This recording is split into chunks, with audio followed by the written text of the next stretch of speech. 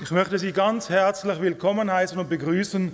Schön, dass ihr da seid. Ich habe auch noch Gesichter gesehen vom Breckefeld. Also herzlich willkommen. Schön, dass auch ihr hierher gekommen seid. Wir machen heute weiter mit unseren Schritten durch die Bibel.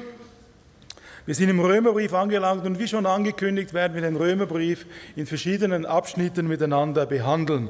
Und ich werde versuchen, heute etwas langsamer zu sprechen als letzten Sonntag. Weil in der Übersetzung haben sie mir nachher gesagt, sie seien richtig gehend geschwommen. Also Entschuldigung mit der Übersetzung. Ich hoffe, es klappt heute etwas besser. Ich habe zwar etwas mehr Text als letztes Mal, aber ich hoffe, es klappt dennoch. Das Generalthema also heute Morgen heißt, da ist keiner gerecht, auch nicht einer. Vielleicht kennen Sie den Spielfilm Die 12 Geschworenen aus dem Jahre 1957. In diesem Film, da geht es, als wenn Sie die Möglichkeit haben, irgendwie den mal runterzuladen im Internet, schauen Sie sich den an. In diesem Film geht es um einen Mordprozess. In diesem Mordprozess ist ein 18-jähriger Junge ist angeklagt, seinen Vater ermordet zu haben. Und dann zieht sich das Geschworenengericht, also der ganze Film spielt in den USA, das ganze Geschworenengericht zieht sich dann zurück, um die Urteilsfindung zu treffen. Die Schuld des Angeklagten scheint außer Frage zu sein. Und so sind 11 der Geschworenen für die Schuld und nur ein einziger der Geschworenen sagt, er wisse es nicht. Ist er schuldig oder ist er unschuldig? Und so geht es in diesem ganzen Film, der Film geht ungefähr 1,5 Stunden, geht es hin und her. Ist er schuldig, ist er nicht schuldig? Weswegen ist er schuldig? Und schlussendlich ergeben die Beweise immer mehr, dass er unschuldig ist. Er wird freigesprochen und erlangt die Freiheit. Weswegen sage ich das? Unser Römerbrief gleicht einem Prozess, einem juristischen Prozess. In unserem Römerbrief, wenn Sie die Zeit haben, den zu lesen, und ich hoffe, Sie haben heute alle eine Bibel mit dabei, weil wir werden Bibelstelle um Bibelstelle miteinander anschauen. Schritt für Schritt, wir werden anfangen in Römer Kapitel 1, Vers 18 und dann kommen bis Römer Kapitel 3, Vers 20. Also ziemlich schnell durch diese Verse durchgehen. Aber in diesem ganzen Römerbrief noch einmal zurück, geht es um einen Gerichtsprozess. Hier ist die Anklage, die Verteidigung, die Urteilsfindung. Dem Recht wird Genüge getan, alles innerhalb des Römerbriefes. Sühnung wird erwirkt, der Rechtszustand wiederhergestellt und neues Leben in Freiheit ermöglicht. Das alles in diesem Römerbrief, den wir jetzt in den nächsten Wochen, Monaten miteinander dann anschauen werden. Heute geht es um die Anklage. Die Anklage, das sind 3 Parteien, die angeklagt werden. Zuerst sehen wir also einmal die Anklage über unwissende Heiden. Die Anklage also über Menschen, sogenannte, sage ich mal, Kannibalen im Urwald, die nichts wissen, die noch nie eine Möglichkeit hatten, mit dem Evangelium in Kontakt zu kommen. Auch über diesen Menschen steht die Anklage Gottes schuldig, keine Entschuldigung. Dann sehen wir die zweite Gruppe, die angeklagt wird, die wissenden Heiden. Das sind wir, du und ich.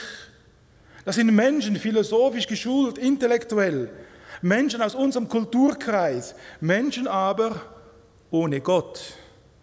Auch über diesen Menschen fällt der Apostel Paulus in diesem Römerbrief, fällt er ein Urteil und er sagt, da ist keiner gerecht, auch nicht einer. Und dann die dritte Gruppe, auch mit denen geht der Apostel Paulus ins Gericht, nämlich mit seinen eigenen Volksgenossen, mit Israel. Obwohl sie das Gesetz haben, obwohl sie die 10 Gebote haben, die Torah, sagt der Apostel Paulus dennoch über ihnen, da ist keiner gerecht, auch nicht einer. Und das große abschließende Urteil, schuldig vor Gott. Und so wollen wir nun miteinander, Vers für Vers, wollen wir die einzelnen Urteile des lebendigen Gottes wollen wir miteinander anschauen. Wir beginnen mit Römer Kapitel 1, Vers 18. Römer 1, Vers 18. Und dort fängt der Apostel Paulus gleich an und er sagt, und es geht um einen Prozess. Und hier sagt der Apostel Paulus gleich zu Beginn, Vers 18 von Kapitel 1, Gottes Zorn offenbart sich über alle Gottlosigkeit und Ungerechtigkeit der Menschen. Wie schnell vergessen wir doch, dass wir einen heiligen Gott haben? Wie schnell vergessen wir, dass wir einen Gott haben, der völlig rein ist, wahr, gerecht? Und dieser Gott ist zornig über unsere Schuld und über unsere Sünde. Und so sagt der Apostel Paulus, Gottes Zorn, gleich zu Beginn dieses Prozesses, Gottes Zorn offenbart sich über alle Gottlosigkeit und Ungerechtigkeit dieser Menschen. Ja, weswegen ist Gott zornig? Der Apostel Paulus kommt gleich im nächsten Vers darauf zu sprechen, nämlich in Vers 19. Ja, warum ist Gott zornig? Vers 19, weil die Menschen die Wahrheit über Gott und sein Wesen durch Ungerechtigkeit aufhalten. Der Mensch, es stellt sich, und wenn wir ganz ehrlich sind, jeder Mensch, ob gebildet oder ungebildet, ob im Urwald oder im Großstadtdschungel, da stellt sich jeder Mensch, bewusst oder unbewusst gegen Gott, gegen alles, was göttlich ist, gegen einen absoluten Maßstab, durch den absoluten Anspruch von Jesus, wo er sagt, ich bin der Weg, die Wahrheit und das Leben. Der Mensch erhält die Wahrheit Gottes auf, durch Ungerechtigkeit. Dann kommt der Apostel Paulus und er fängt an, Stück für Stück diesen ganzen Prozess aufzurollen, die Anklagepunkte darzulegen. Und so sagt er dann in Vers 19b, denn das, und es geht hier um die Heiden, die noch nie mit dem Evangelium konfrontiert wurden, was ist mit denen? Schuldig vor Gott. Denn er sagt in Römer 1, 19b, denn das von Gott Erkennbare ist unter ihnen geoffenbart, weil es ihnen Gott geoffenbart hat. Also hier sagt Gott, ein jeder Mensch hat die Ewigkeit Gottes in seinem Herzen. Ein jeder weiß, dass es einen Gott gibt. Und deswegen, wenn wir evangelisieren, wir müssen den Menschen Gott nicht erklären, wir müssen den Menschen sagen, sie müssen sich bekehren. Jeder weiß, es gibt einen Gott. Und er weiß auch zutiefst innen, dass Gott die letztendliche Instanz ist, die einmal über seinem Leben zu Gericht sitzen wird. Paulus sagt, denn das von Gott Erkennbare ist unter ihnen geoffenbart, weil es ihnen Gott geoffenbart hat. Und weil dieses Wissen vorhanden ist, ist der Heide, der Urwaldmensch, der Mensch, der noch nie etwas vom Evangelium gehört hat, er ist schuldig vor Gott. Und nun kommt der Apostel Paulus und er liest die Anklagepunkte Stück für Stück auf. Und er sagt in Vers 20, denn sein unsichtbares Wesen, seine ewige Kraft und Gottheit wird an den Werken wahrgenommen. Also der Urwaldmensch, der nichts weiß von Gott, er sieht an der Schöpfung, dass ein Schöpfer da sein muss. Er sieht an den Wundern der Natur, dass es einen Intellekt dahinter geben muss. Der Mikro- und der Makrokosmos, sie bezeugen einen planenden und erhaltenden Gott, eine Kraft, die dahinter steckt. Sie wissen ihn zwar nicht mit Namen zu nennen, aber sie wissen, dass da ein Gott da ist. Und allein schon dieses Wissen, sagt Apostel Paulus, klagt die Menschen an. Da ist keiner gerecht, auch nicht einer. Was tun wir, nur so eine Zwischenfrage, was tun wir, um diese Menschen mit dem Evangelium zu erreichen? Wir sind gefordert. Kommen wir zurück zum Römerbrief. Also der Apostel Paulus, er sagt, Gott hat sich nicht unbezeugt gelassen.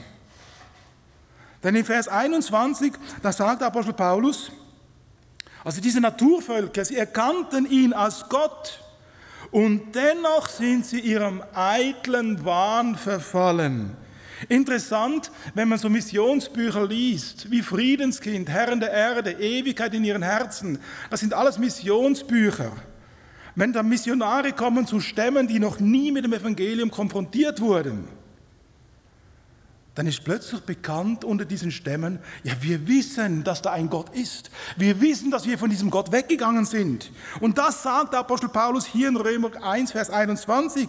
Denn sie erkannten Gott, aber dennoch sind sie ihrem eitlen Wahn verfallen. Ja, warum? Weil sie sich selbst für weise hielten, Vers 22. Weil sie sich selbst für weise hielten. Und darum sind sie zu Narren geworden. Wo sind die hohen Kulturen, die Inkas, die Mayas, die Babylonier? Wo sind sie geblieben, diese Hochkulturen? Sie hielten sich für weise und sind über diese ihrer eigenen Weisheit zu Narren geworden.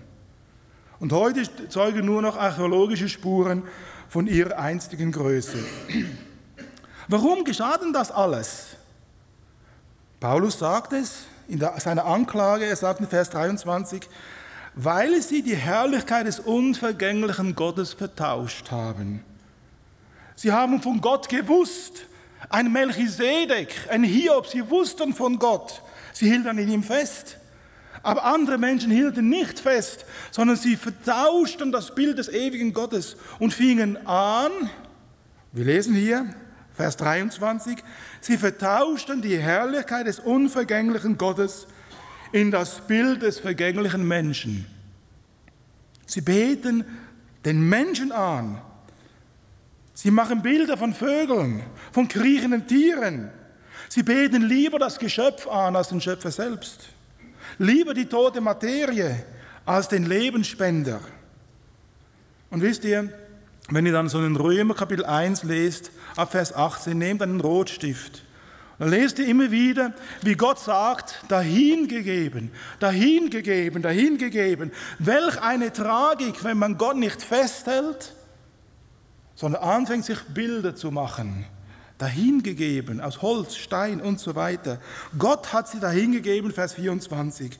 Dahingegeben bedeutet, ihrem eigenen Weg überlassen. Auf sich selbst gestellt zu sein, ohne Gott unterwegs zu sein. Und wisst ihr, wenn man so dahingegeben ist, dann dreht sich die Spirale immer mehr und immer mehr. Und man endet dort, wo der Apostel Paulus sagt, in Römer Kapitel 1, Vers 24, Römer 1, 24, dahingegeben, das zu tun, nämlich ihre eigenen Leibe zu schänden. Dahingegeben in Verkehrtheit ihres Denkens und Handelns. Dahingegeben, trotz allem Wissen, trotz aller Intelligenz, nicht mehr fähig, biblisch-ethische Maßstäbe zu erkennen und umzusetzen. Dahingegeben in den verschiedensten Süchten, im Drogenrausch, dahingegeben in zerrütteten Ehen und Familien, dahingegeben in falschem Verständnis von Sexualität, dahingegeben in unregierbaren Staaten, Gesellschaften und so weiter. Dahingegeben, was für ein Urteil. Warum? Ich lese nochmal Vers 25. Weil sie die Wahrheit Gottes vertauscht haben mit der Lüge. Der Mensch, er wusste um den ewigen Gott, doch man hat ihn angefangen zu leugnen. Man wusste um ihn, sei das aus der Natur, aus dem Ganzen, dem, was man sieht. Man leugnet ihn. Man gibt dem Geschöpf mehr Ehre, Vers 25b, als dem Schöpfer. Und wenn man das macht und immer mehr macht, die Spirale dreht sich mehr und mehr, und dann präzisiert der Apostel Paulus und zeigt die Auswirkungen dessen. Und er sagt in Römer Kapitel 1, Vers 26 und 27, und darum hat Gott sie dahingegeben in schändliche Leidenschaften. Denn ihre Frauen haben den natürlichen Verkehr vertauscht mit dem Widernatürlichen. Desgleichen haben auch die Männer den natürlichen Verkehr mit der Frau verlassen und sind in Begierde zueinander entbrannt und haben Mann mit Mann Schande getrieben und den Lohn ihrer Verirrung, wie es ja sein musste, an sich selbst empfangen. Welch eine Tragik, dahingegeben. Und noch einmal, es geht ja um einen juristischen Prozess. Und noch einmal kommt der Richter und zeigt, weswegen sie dahingegeben sind, nämlich in Vers 28. Und noch einmal greift Apostel Paulus das auf und er sagt dann, ja, warum wurden sie dahingegeben? Weil es ihnen nicht daran lag, die Erkenntnis Gottes festzuhalten. Man wollte es nicht. Man wollte selbstbestimmt leben. Ich bin mein eigener Herr. Mein Bauch gehört mir. Ich tue das, was ich will. Und so sagte Paulus, denn es lag ihnen nichts daran, die Erkenntnis Gottes festzuhalten. Und über diesen Menschen steht die Anklage. Und die Anklage lautet in Vers 29 bis 31. Sie sind erfüllt mit aller Ungerechtigkeit, mit aller Bosheit, Habsucht und Schlechtigkeit. Sie sind voller Neid, Mord, Streit, Trug und Tücke. Sie verleumden heimlich und öffentlich. Sie sind gottlose Frevler, übermütige Prahler, erfinderisch im Bösen. Sie sind den Eltern ungehorsam. Sie sind unverständig, wortbrüchig, lieblos und unbarmherzig. Was für ein Urteil! Und wisst ihr, da sagt Apostel Paulus, das Urteil kommt gleich in Vers 32. Wohl kennen sie Gottes unverbrüchliche Ordnungen, dass nämlich wer so lebt und handelt, des Todes würdig ist. Also über diesen Menschen, schuldig, des Todes würdig. Und wisst ihr, das Tragische dabei ist, und Apostel Paulus doppelt noch nach, und er sagt dann in Vers 32b, trotzdem tun sie es. Ja, sie haben noch Freude daran, wenn andere es ebenso treiben. Wundern wir uns, wenn die Sünde heute immer mehr öffentlich wird? Dahingegeben, das zu tun, was ihnen gefällt. Das ist das Urteil über den sogenannten Wilden. Das Urteil über den Menschen, die noch nie etwas mit dem Evangelium gehört haben. Dahingegeben. Und nun kommt Apostel Paulus mit der zweiten Volksgruppe, Menschengruppe, und er kommt zu den gebildeten Heiden, zu den philosophisch Geschulten. Wir kommen zu Kapitel 2, Vers 1, zu dem Intellektuellen, den Menschen unserer Volksgruppen, unser Kulturkreis. Und gleich zu Beginn sagt der Apostel Paulus, er sagt zu ihnen in Vers 1, darum bist du nicht zu entschuldigen. Du hast keine Ausrede. Egal welchen Titel das du trägst, Doktor, Professor, Handwerker, Hausfrau, du bist nicht zu entschuldigen. Egal wer du bist, vor Gott musst du eines Tages dein Verhalten rechtfertigen. Und der Apostel Paulus, er kommt und hält uns gleich den Spiegel vor Augen. Und er sagt uns, schau einmal, du selber, du gibst dich zivilisiert. Du selber gibst dich gebildet. Du selber trägst einen Doktor und so weiter Titel. Und gleichzeitig richtest du und stellst du Gesetze auf, Gebote. Du erwartest, dass man gut ist, recht ist, nicht lügt, nicht betrügt. Und er sagt dann, Vers 1a und 1b, darum bist du nicht zu entschuldigen, denn wer du auch bist, der du richtest, verdammst dich selbst. Haben wir nicht alle die Angewohnheit, an anderen den Maßstab anzulegen? Was macht jetzt der schon wieder? Warum fährt er zu schnell? Wir haben die Angewohnheit, den Maßstab an anderen anzulegen. Wir erwarten vom anderen ein gewisses Verhalten. Wir sollen dieses tun, jenes nicht lassen. Und wenn wir so denken, wenn wir so handeln, und das ist menschlich, das zeigt uns, dass wir einen moralischen Kodex in uns selbst haben. Und wenn wir einen moralischen Kodex in uns selbst haben, zeigt das, dass es außer uns einen Kodex geben muss, der absolut ist. Und dieser Kodex ist niemand anderes als Gott selbst. Denn wenn du einen richtest, du verdammst dich selbst. Wenn wir mit einem Finger auf jemanden zeigen, sind immer 3 Finger, die auf uns zurückschauen. Du bist deswegen nicht zu entschuldigen.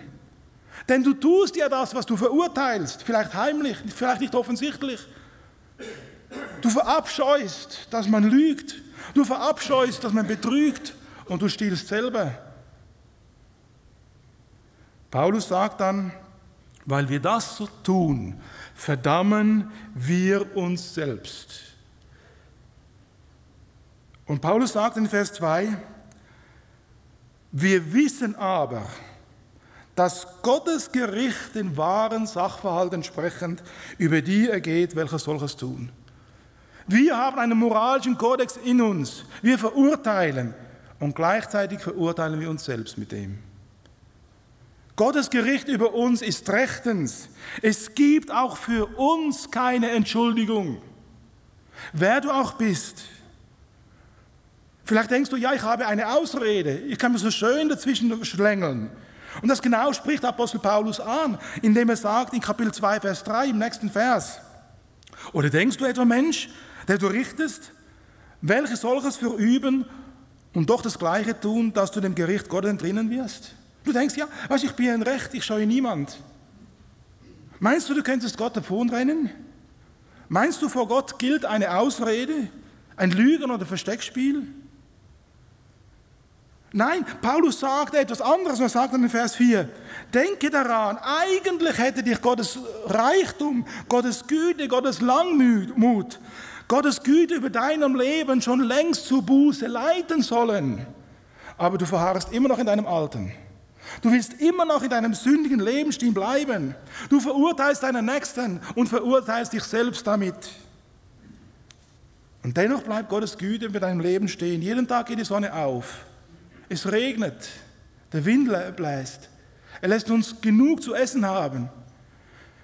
Denke darüber nach, Gottes Güte, Gottes Geduld und Langmut sollte dich doch zur Buße leiten. Aber nein, was tun wir? Paulus greift es auf und sagt in Vers 5, aber nach deinem verstockten und unbußfertigen Herzen häufst du dir selbst Zorn auf den Tag des Zornes und Offenbarung des gerechten Gerichtes Gottes zu.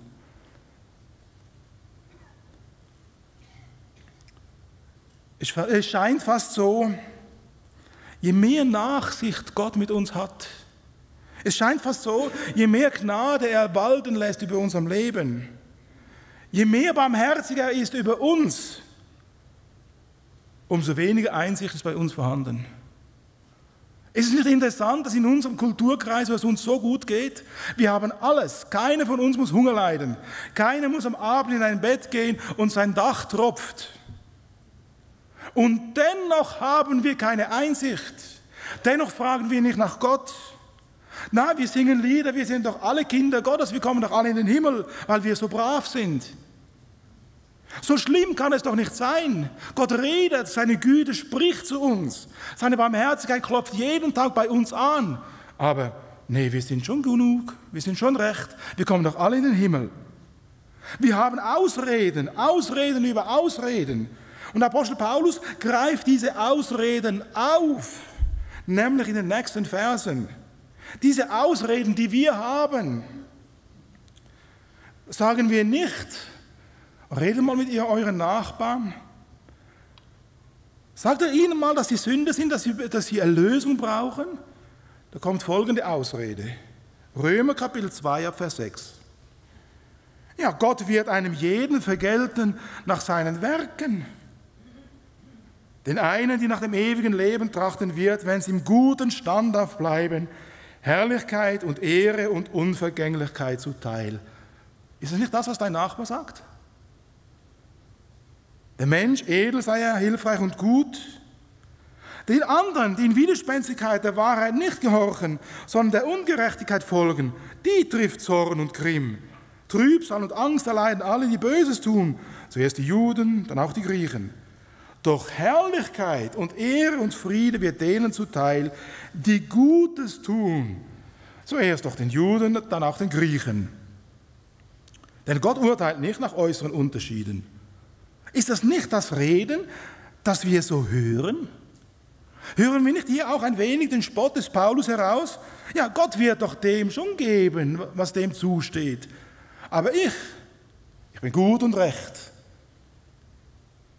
Wem gibt Gott Ewigkeit? Wem gibt Gott Herrlichkeit, Ehre und Unvergänglichkeit? Es scheint fast so, wie wenn hier die katholische Kirche doch recht hätte. Also doch durch gute Werke gerettet?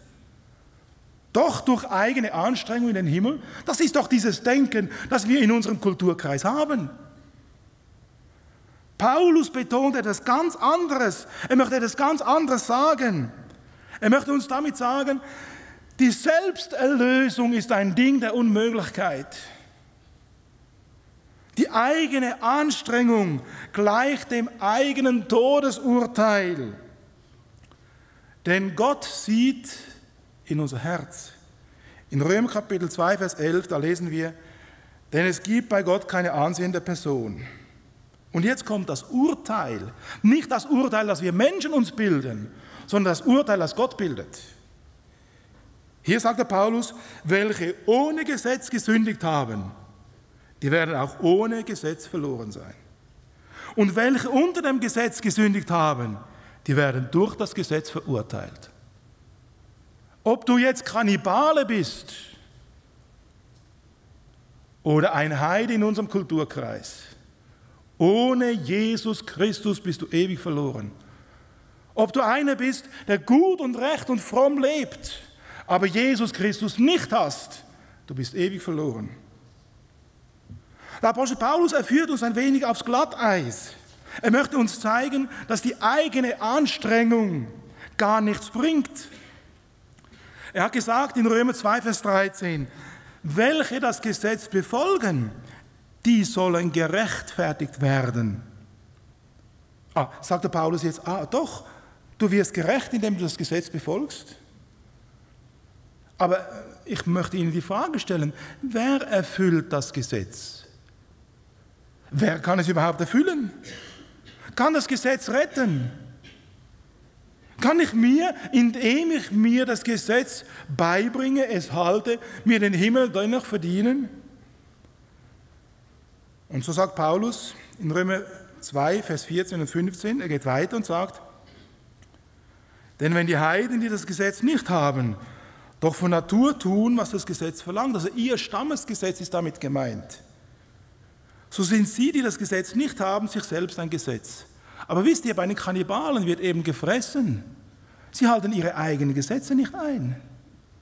Sie können es gar nicht, sie stellen Regeln auf, halten es nicht, brechen es und fressen einander auf. Und dann geht er weiter und sagt, so sind sie, die das Gesetz nicht haben, sich selbst ein Gesetz, da sie ja beweisen, dass das Gesetz des Werken in ihr Herz geschrieben ist, was auch ihr Gewissen bezeugt. Dazu ihre Überlegungen. Und dann sagt er, welche sich untereinander verklagen und anklagen. Also selbst der Urwaldmensch, er klagt sich an, er verurteilt. Ja, sie haben Stammesfehden, Krieg, Angst, nachts können sie nicht schlafen und so weiter. Nun, und dann kommt das Gottesgesetz, die 10 Gebote. Die 10 Gebote, dieses Gesetz, kann man das halten? Kann man das erfüllen? Ich weiß nicht, wie es dir gegangen ist oder wie es dir geht. Hast du dich jemals bemüht, die 10 Gebote zu halten, vor Gott gerecht zu sein? Ich kenne Menschen, die haben den Kreuzgang täglich gebetet. Ich kenne Menschen, die haben sich einmauern lassen in Klostermauern, um damit den Himmel sich zu verdienen. Aber meint ihr, sie können sich so den Himmel verdienen? Paulus sagt, wenn man das Gesetz übertritt, wird das Gesetz uns schlussendlich zur Anklage. Hast du nicht schon Gottes Gebot übertreten? Und es wird eines Tages alles ans Licht kommen, auch wenn deine Maske, auch wenn dein äußeres Bild wunderbar ist. Eines Tages wird ans Licht kommen, was in deinem Inneren ist. Und genau das sagt der Apostel Paulus. Er sagt, du bemühst dich, du strengst dich an, du sagst, ich weiß, tue recht und scheue niemand. Aber dann eines Tages wird es offenbar werden, Vers 16, das wird an dem Tage offenbar werden, da Gott das Verborgene der Menschen richten wird, laut meinem Evangelium durch Jesus Christus. Deine Maske wird eines Tages fallen. Es wird alles ans Licht kommen. Der geheimste Gedanke, die verborgensten Dinge, die versteckten Heimlichkeiten. Und so steht über deinem Leben als zivilisierter Heide, steht das Urteil Gottes. Da ist keiner gerecht, auch nicht einer. Kommen wir noch zu der nächsten Volksgruppe. Kommen wir noch zu dem Urteil Gottes über die Juden. Er fängt an und sagt in Römer Kapitel 2 ab Vers 17: Wenn du dich aber einen Juden nennst und dich auf das Gesetz verlässt und dich Gottes rühmst, wenn du seinen Willen weißt und verschiedenartige Dinge zu unterscheiden verstehst, weil du aus dem Gesetz unterrichtet bist. Also hier kommt er zur letzten Volksgruppe, der Volksgruppe, wo er selber entstammt. Er selber war ja Jude. Und er führt gleich die verschiedensten Privilegien, die das Volk Israel hat, auf. Du nennst dich einen Juden, du hast das Gesetz, du rühmst dich Gottes, du weißt seinen Willen und hast verschiedenste Dinge zu unterscheiden und so weiter. Israel war immer ein Volk, das sich unterschieden hat von anderen Völkern. Israel ist das auserwählte Volk. Ihnen wurde das Gesetz gegeben. Aus ihnen kamen die Propheten. Ihnen gelten die Verheißungen. Welche Privilegien hat dieses Volk? Aber bringen diese Privilegien das Volk Israel in den Himmel? Sind sie aus dessen Gründen, weil sie so privilegiert sind, sind sie errettet? Paulus kommt und lesen wir Römer Kapitel 2, Vers 19.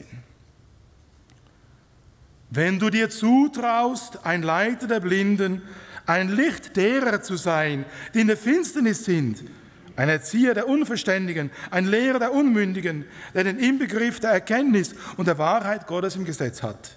Die Juden sind so privilegiert, als Licht der Welt. Sie wissen um den ewigen Gott, sie kennen sein Wort, herausragend aus allen Völkern. Aber wisst ihr, was dann Paulus sagen muss, obwohl sie so privilegiert sind? Kapitel 2, Vers 21. Nun also, du lehrst, dich selbst aber lehrst du nicht. Du predigst, man soll nicht stehlen, und du stiehlst. Du sagst, man solle nicht Ehe brechen, und du brichst selbst die Ehe. Du verabscheust die Götzen und begehst dabei Tempelraub. Du rühmst dich des Gesetzes und verunehrst doch Gott durch Übertretung des Gesetzes. Was für eine Tragik auch hier bei Israel. Und welche Mahnung auch für uns, sind wir nicht alle privilegiert? Sie haben Gotteserkenntnis, aber sie wenden sich von dieser Gotteserkenntnis ab. Sie haben Gottes Wort, aber sie leben nicht danach.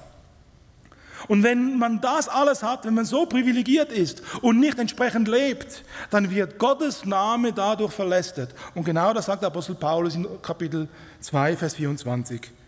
Und um euretwillen wird der Name Gottes unter den Heiden gelästert. Israels Bestimmung war, ein Zeugnis zu sein. Und sie machen den Namen Gottes zum Gespött. Sie sollten sich auszeichnen durch einen heiligen Lebensstil und treiben den schlimmsten Götzendienst. Und Paulus kommt und sagt, wisst ihr habt eigentlich alles. Ihr seid privilegiert. Ja, ihr habt die Beschneidung, ihr gehört zum Volk Israel. Und dann sagt er in Vers 25, wenn nun die Beschneidung Wert hat, wenn du das Gesetz hältst, bist du aber ein Übertreter des Gesetzes, so ist deine Beschneidung schon zur Unbeschnittenheit geworden. Also Paulus sagt hier, Gott will nicht den Rahmen, Gott will den Inhalt. Gott will nicht ein äußeres Zeichen, Gott will dein Herz. Gott will nicht, dass du dich Jude nennst und als Heide lebst. Gott will nicht sakramentale Handlungen, nein, er will das Tun seines Willens. Also der Apostel Paulus, er muss auch zu dieser Volksgruppe, zu den Juden sagen, da ist keiner gerecht, auch nicht einer. Es braucht mehr als Gesetzeswerke. Und so kommt der Apostel Paulus und wir schauen miteinander das mal an, wie der Apostel Paulus argumentiert. Wir kommen zu Vers 26 und 27. Da sagt der Apostel Paulus, wenn nun der Unbeschnittene die Forderungen des Gesetzes beachtet, wird ihm nicht seine Unbeschnittenheit als Beschneidung angerechnet werden und wird nicht der von Natur Unbeschnittene, der das Gesetz erfüllt, dich richten, der du trotz Buchstabe und Beschneidung ein Übertreter des Gesetzes bist. Und dann ab Vers 28, denn nicht der ist ein Jude, der es äußerlich ist. Auch ist das nicht die Beschneidung, die äußerlich am Fleisch geschieht, sondern der ist ein Jude, der es innerlich ist. Und das ist eine Beschneidung am Herzen, im Geiste, nicht dem Buchstaben nach.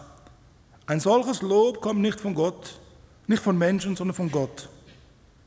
Also Paulus wechselt hier den Blickwinkel. Er möchte uns zeigen, indem er diese Verse aufführt, sagt er uns, schau einmal, Israel hat sich aufgehalten an Äußerlichkeiten. Israel hat sich aufgehalten an den 10 Geboten. Israel hat sich aufgehalten am Halten der Tora bis in die Details. Aber Paulus nimmt diese und zeigt, schau einmal, es braucht mehr. Es braucht mehr als Äußerlichkeiten, es braucht mehr als die eigene Anstrengung, es braucht mehr als religiöse und sittliche Handlungen. Nun, der Mensch, er kann zwar seinen Charakter ein Stück weit durch große Willensanstrengungen formen. Er kann seinen Charakter formen, wenn er in einem guten sozialen Umfeld lebt. Er kann sich ein anderes Verhalten aneignen.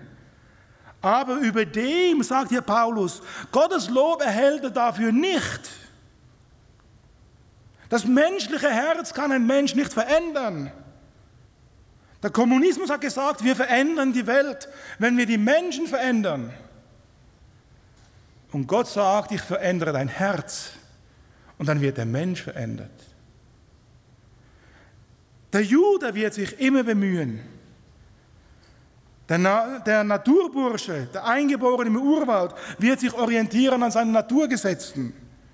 Der zivilisierte Heide wird sich vielleicht bemühen, ein besseres Leben zu führen, humaner. Aber das Herz kann er nicht verändern. Dieses Herz, von dem der Herr Jesus sagt, in Matthäus 15, 19, denn aus dem Herzen, da kommen böse Gedanken, Mord, Ehebruch, Unzucht, Diebstahl, falsches Zeugnis, Lästerungen. Das ist beim Eingeborenen im Urwald, das ist beim Großstadtmenschen im Dschungel von heute, das ist beim Juden auf der ganzen Welt. Denn aus dem Herzen, da kommen böse Gedanken, Mord, Ehebruch, Unzucht, Diebstahl, falsche Zeugnisse. Der Menschs Herz kann nicht verändert werden. Es braucht etwas Neues, etwas ganz anderes. Und deswegen kommt der Apostel Paulus in seiner Anklage und sagt etwas so wie zwischendurch und sagt, in Römer 2, Vers 29 sagt er, aber das ist eine Beschneidung, die am Herzen ist, im Geiste, nicht den Buchstaben nach vollzogen. Also Paulus reißt uns heraus, zuerst indem er gesagt hat, schauen wir mal, so sind wir sind Sünder. Aber es braucht etwas anderes, es braucht eine Beschneidung. Wir sind ja in diesem Gerichtsprozess. Noch tut er nicht das Ganze offenbaren, aber er sagt so wie ein Lichtblick dazwischen. Schauen mal, es braucht etwas anderes und dieses andere ist vorhanden. Es braucht das Licht der Hoffnung. Es braucht das, was wir lesen in Römer 2, 29. Und das ist eine Beschneidung, die am Herzen ist, im Geiste, nicht dem Buchstaben nach. Über dem heißt es, ein solches Lob kommt nicht von Menschen, sondern von Gott. Also hier wie ein Lichtblick. Es gibt etwas. Es ist noch verhüllt. Paulus offenbart es noch nicht. Denn in diesem Gerichtsprozess geht es noch weiter, noch einige Kapitel. Und so schiebt er wieder etwas dazwischen. Und noch einmal fragt er dann die Juden, die da sagen, komm einmal, schau mal, ich bin doch gerecht. Ich halte die 10 Gebote. Ich habe mich noch nie versündigt. Und der Jude kann sagen, kommen wir Römer Kapitel 3, Vers 1. Geht's noch? Ich habe noch 10 Minuten. Ja, geht's noch? Ja? Okay. Da kommt der Apostel Paulus und sagt dann in Römer 1, und er nimmt das Argument der Juden nimmt er auf. Und er sagt dann, ja, was haben denn die Juden für einen Vorzug? Oder was nützt die Beschneidung? Die Frage ist doch berechtigt. Wenn auch der Jude schuldig ist, was hat denn das Judentum für einen Vorteil? Paulus sagt dann gleich, Vers 2, viel in jeder Hinsicht. Und dann tut er es ganz wieder auflesen und sagt, ihnen sind die Aussprüche Gottes vertraut worden. Sie haben die Bibel, sie kennen Gott, Sie haben ethisch-moralisches Verhalten. Und wenn ein Volk sich nach ethisch-moralischen Maßstäben richtet, auch wenn es nicht wiedergeboren ist, ist es immer ein Segen.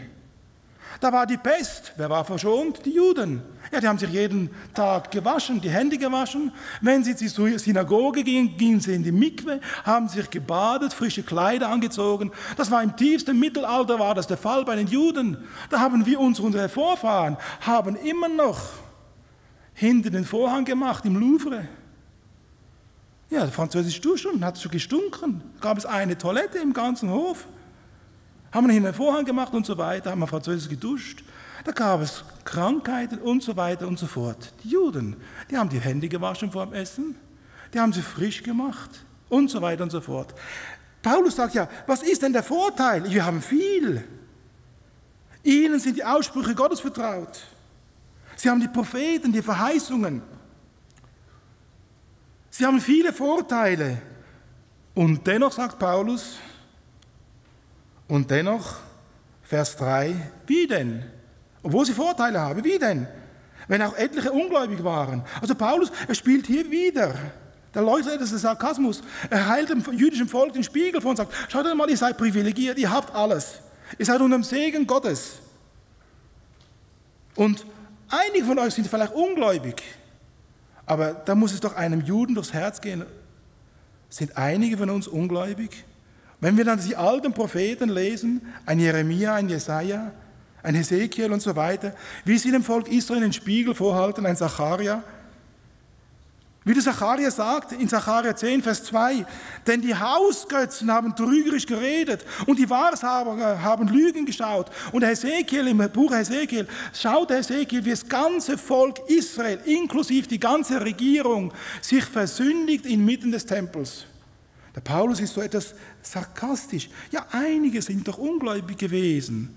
Und wenn sie ehrlich sind, müssen sie sagen, nein, nicht einige, wir alle. Wir alle haben uns versündigt. Wir alle sind gottlos geworden. Wir alle sind weggegangen vom Herrn. Und deswegen muss auch über Israel die Anklage und das Urteil Gottes stehen. Da ist keiner gerecht, auch nicht einer. Sie haben viele Privilegien, sind gesegnet, haben Vorteile, aber all das bringt ihnen den Himmel nicht näher. Schuldig, keiner gerecht. Und noch einmal kommt Apostel Paulus und er greift den Vater nochmal auf. Und noch einmal in diesem juristischen Prozess sagt er, aber das sind dann vielleicht Menschen und sagen, ja, weißt du, ich kann doch nichts dafür. Weißt du, ich bin doch so geboren. Weißt du, das liegt in meinen Genen. Und da kommen wir miteinander zu Vers 5 und 8. Da kommen Menschen und sagen, schau mal, wenn ich als Sünder lebe, das zeigt doch noch viel mehr die Größe Gottes, die Heiligkeit Gottes. Ich kann ja nichts dafür, ich bin so erzogen. Und genau das sagt der Apostel Paulus in Römer Kapitel 3, Vers 5. Wenn aber unsere Ungerechtigkeit, also er zitiert hier Menschen, die so denken und so reden, wenn aber unsere Ungerechtigkeit Gottes Gerechtigkeit beweist, was sollen wir sagen? Ist dann Gott nicht ungerecht, wenn er darüber zürnt? Ich rede nach Menschenweise. Also er zitiert hier die eigenen Leute. Ich kann nichts dafür. Wie schnell ist der Mensch dabei, sich zu verteidigen, zu sagen, schau mal, mein menschliches, sündiges Verhalten, das ist halt mal menschlich. Es ist wesenshaft. Da kann ich nichts dafür. Da sagt der Apostel Paulus, wer so redet, Vers 6a, das sei ferne. Was sind wir, was denken wir eigentlich, was maßen wir uns an? Hier ist ein heiliger Gott und seine Heiligkeit wird noch viel, viel heller, wenn ich in Dunkelheit lebe. Er braucht unsere Sünde nicht, um hell zu sein, um hellen Licht dazustehen. Aber wir verurteilen uns selbst, wenn wir so reden, wenn wir so denken, wenn wir so tun. Wieder diese frechen, selbstherrlichen Worte von uns Menschen. Wir meinen oft, wir müssen Gott zur Rechenschaft ziehen. Umgekehrt. Wir reden, wie wir lesen in Vers 6b und bis 8. Und das sagen die Menschen. Wenn aber die Wahrhaftigkeit Gottes durch meine Lüge überfließen wird zu seinem Ruhme, was werde ich denn noch als Sünde gerichtet? Müsse man dann nicht so reden, wie wir verleumdet werden und wie etliche behaupten, die da sagen, lasst uns das Böse tun, damit Gutes herauskommt? Das ist nichts anderes als Arroganz und Frechheit. Und Paulus sagt, wer so redet, dessen Verurteilung, Vers 8b, wer so redet, dessen Verurteilung ist gerecht. Also auch hier wieder, wenn wir Entschuldigungen haben, wenn wir Ausflüchte haben, wenn wir sagen, ich kann nichts dafür, ja, wenn wir Gott sogar ankreiden, du bist schuld, wir verurteilen uns selbst. Und deswegen über der ganzen Menschheit steht ein einziges Wort, da ist keiner gerecht, auch nicht einer. Und so sagt der Apostel Paulus in Vers 9, was sagen wir nun?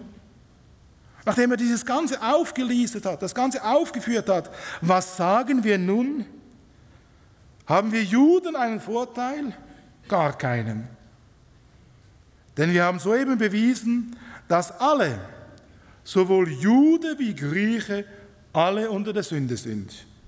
Also über der ganzen Menschheit, dem Urwaldmenschen, dem Heiden in unserer Zivilisation und auch dem Juden, über allen steht das niederschmetternde Urteil.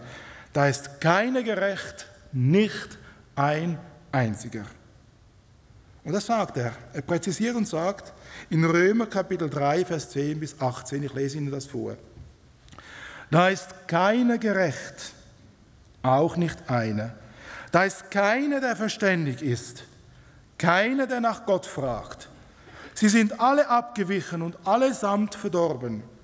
Da ist keiner, der Gutes tut, auch nicht einer. Ihr Rachen ist ein offenes Grab und ihre Zungen betrügen.